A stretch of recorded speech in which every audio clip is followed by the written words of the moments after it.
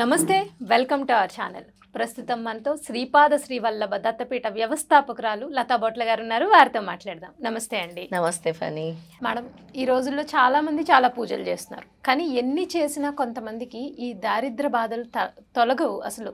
అంటూ ఉంటారు, మేము ఎవరు చెప్పిన పూజ అయినా చేసాం కానీ మా బ్రతికి ఇలాగే ఉంది, మా బ్రతుకులో ఎటువంటి మార్పు రాలేదు, ఆర్థికంగా చాలా సమస్యలు ఉంటాయి. సో ఏంటంటే వచ్చిన రూపాయి ఎలా ఖర్చు అవుతుందో తెలీదు, మళ్ళీ అప్పులు చేసుకోవాల్సిన పరిస్థితి. డబ్బులు వస్తాయంటే బాగానే ఉంటాయి సాలరీస్ పరంగా, కానీ లేకపోతే ఏ బిజినెస్ చేసే వాళ్ళకైనా ఉంటాయి, కానీ నిలబడవండి. ఎందుకు నిలబడవు అనేది వాళ్ళకు కూడా తెలియదు. కొంతమంది చాలా తక్కువ జీతం వచ్చినా సరే చాలా చక్కగా పొదుపుగా సంసారం చేసుకునే వాళ్ళని మనం చూస్తాం. ఎంత డబ్బు వచ్చినా సరే వాళ్ళ అప్పుల కోసం అడుగుతుంటే అదేంటి వీళ్ళు మంచి ఫ్యామిలీయే కదా, వీళ్ళు మళ్ళీ ఎందుకు అప్పులు అడుగుతున్నారు అని మనకే అనిపిస్తుంటుంది కొంతమందిని చూస్తూ ఉంటే. సో అసలు ఇలా ఎందుకని ఫైనాన్షియల్లీ కొంతమంది అంత తక్కువలో కూడా చేసుకోగలిగిన వాళ్ళు, కొంతమంది ఎందుకు వాళ్ళు డెవలప్ అవ్వరు, అలాగే లక్ష్మీదేవిని నిలబెట్టుకోరు అంటే డబ్బుని ఎందుకు నిలబెట్టుకోలేరు అంటే దీనికి ఏమన్నా డబ్బు నిలబడదు. ఎందుకు నిలబడదు అంటే శుక్రగ్రహం కూడా డబ్బుకి ఒక కారణమే. శుక్రుడు గ్రహాలు కూడా దీని మీద ప్రభావం చూపిస్తూ ఉంటాయి. ఓకే, శుక్రగ్రహం అంటే ఎవరో కాదు, నీ ఇంట్లో ఉండే నీ భార్య.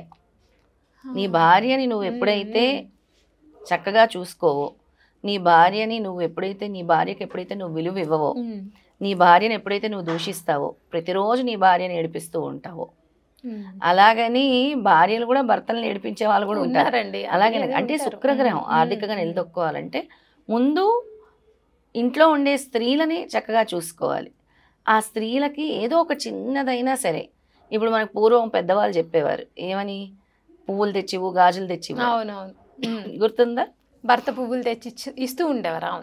అలా పువ్వులు ఇవ్వటము, తర్వాత గాజులు తీసుకొచ్చి ఇవ్వటము, లేదంటే పర్ఫ్యూమ్ ఇవ్వటము చిన్నది. దానివల్ల శుక్రగ్రహం యోగిస్తుంది. దానివల్ల ఆర్థికంగా అంటే ఈ రెమెడీతో అవుతుందా అంటే ఖచ్చితంగా అవుతుంది. ఇది ఒక్క రెమెడీ అని మనం చెప్పము.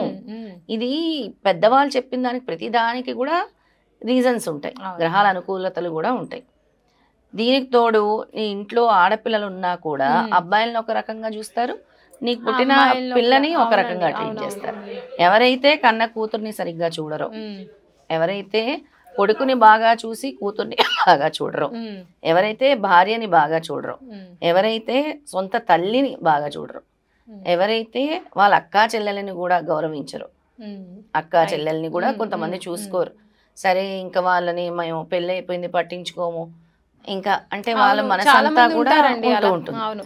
అలా ఇదంతా కూడా ఈ శుక్రగ్రహానికి సంబంధించి. ఎప్పుడైతే నువ్వు నీ అక్కా చెల్లెల్ని చూసుకుంటావో, వాళ్ళు వచ్చేది సంవత్సరానికి ఒకసారి, వాళ్ళు వచ్చినప్పుడు సాధారణంగా ఆహ్వానించి పెళ్ళి అవ్వంగానే ఏమంటారంటే ఆడపిల్ల అంటే ఆడపిల్లే కానీ ఈడపిల్ల కాదు అన్నట్టు గెస్ట్ లా ట్రీట్ చేస్తారు. అప్పటి వరకు ఉన్న పుట్టింటికి వెళ్ళాలన్నా కొంతమంది ఆడపిల్లల పాపం ఏదో ఫ్రీడమ్ కోల్పోయినట్టు ఎవరో ఇంటికి వెళ్ళిన ఫీలింగ్ తెప్పించేస్తారు. ఎందుకు అక్కడ పుట్టి పెరిగిన పిల్లే కదా, పెళ్ళి సంవత్సరాలు నీతో పాటే కదా ఉంది, నీతో పాటే కదా పెరిగింది, నీతో పాటే కదా అన్నం తింది, నీతో పాటే కదా పడుకుంది. అలాంటి ఆడపిల్లల్ని గౌరవించాలి, ఇంట్లో భార్యని గౌరవించాలి, నీ ఆడబిడ్డల్ని. ఆడవాళ్ళకి ఒకటి ఉంటుంది, సారీ మేడం మధ్యలో డిస్టర్బ్ చేస్తున్నాను, కానీ ఆడవాళ్ళకి ఒకటి ఉంటుంది, పుట్టింట్లో కాటన్ చీర పెట్టినా సరే ఏదో పట్టు చీర పెట్టుకున్నంత గొప్పగా అసలు అవును మేడం, నిజంగానే పుట్టింటి వాళ్ళు చిన్న కాటన్ చీర ఇచ్చినా కూడా అదేదో పట్టు చీరలో మురిసిపోతూ ఉంటాం కదా ఆడవాళ్ళం. మా అన్నయ్య ఇచ్చాడు, మా పుట్టింటి వాళ్ళు ఇచ్చారు, మా తమ్ముడు ఇచ్చారు అని. నా తల్లి తండ్రి నా వాళ్ళు, నా పుట్టిల్లు, నేను ఏ కష్టం వచ్చినా అక్కడికి వెళ్ళొచ్చు. ఎప్పుడైనా సరే పండగ వచ్చినప్పుడు ఎంతో మురిసిపోతుంది ఆడపిల్ల పుట్టింటికి వెళ్ళటానికి. అవునా కదా? అవునండి, రైట్. అంటే ఆడపిల్ల ఎంత శక్తివంతరాలంటే అన్ని సంవత్సరాలు పుట్టింట్లో పెరిగినా కూడా అత్తింటికి వెళ్ళి మళ్ళీ అడ్జస్ట్ అయిపోతుంది.